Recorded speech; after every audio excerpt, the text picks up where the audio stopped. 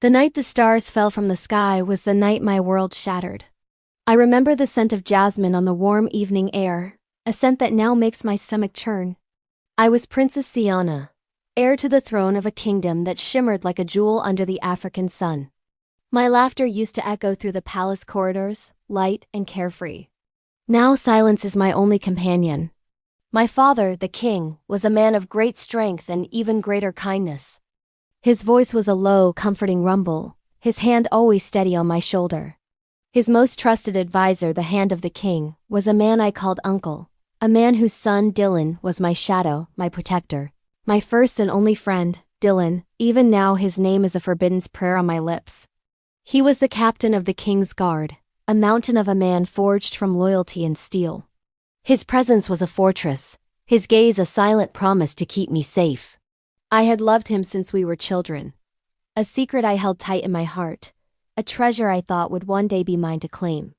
We'd share stolen glances across the throne room, our unspoken feelings a current crackling between us. But that night, everything changed. The screams started in the West Wing. Guards were shouting, steel clashing against steel. I ran from my chambers, my heart pounding a frantic rhythm against my ribs. I found Dylan outside my father's study, his face a mask of horror, his massive form blocking the doorway. He wouldn't let me pass.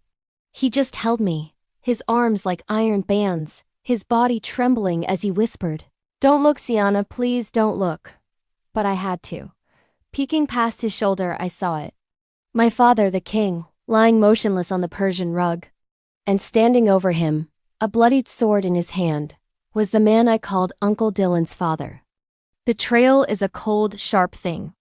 It cuts deeper than any blade. In a single, horrifying moment, my father was gone, and the man responsible was now my captor.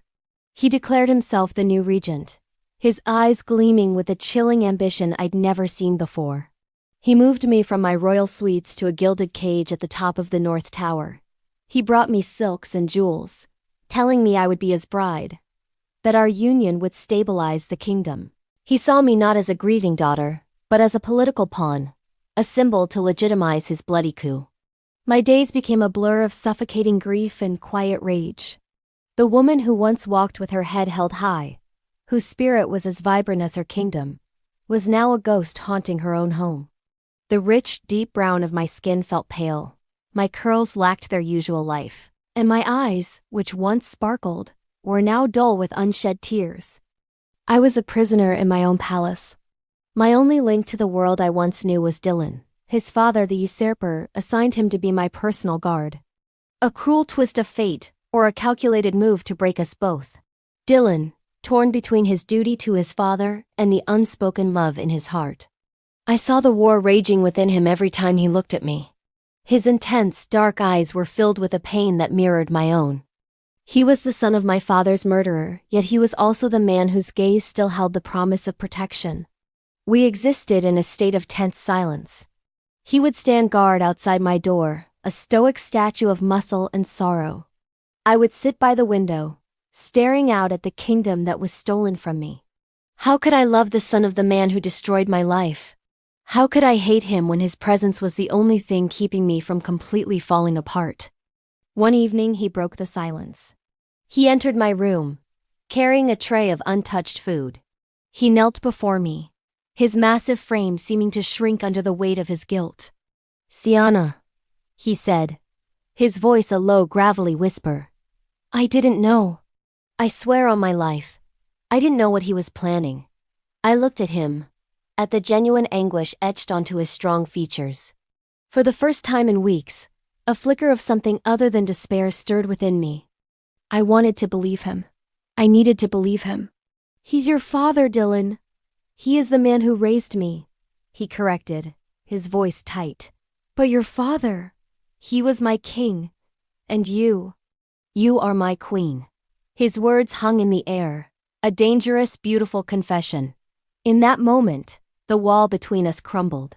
The loyalty he felt to his bloodline was no match for the loyalty he felt to me. Over the next few weeks, our stolen moments became our lifeline. He'd tell me stories of the kingdom, of the people's unrest under his father's iron-fisted rule. He spoke of loyal guards, men who still honored my father's memory and were waiting for a sign, for their true queen to rise. And I began to live again. In his presence, the princess I thought was dead began to reawaken. We spoke of a future, a dangerous, uncertain future. One night he came to me with a plan. A desperate, wild plan. "We can leave," he whispered, his large hands gently cupping my face. "There's a passage beneath the palace. I can get us out, Siana. We can go far away from here. Start a new life. Just you and me. You'll be safe. You'll be free. To elope. To run away with Dylan, the man I now knew I loved with every broken piece of my heart. To leave behind the pain, the betrayal, the suffocating weight of my crown. The thought was a sweet, intoxicating poison. A life of quiet peace, of waking up next to him, of being simply Siana, not a queen, not a prisoner. A life where my only duty would be to love and be loved. But as I looked past him, out the window at the sleeping kingdom below, another feeling took root. Vengeance. My father's blood cried out from the very stones of this palace.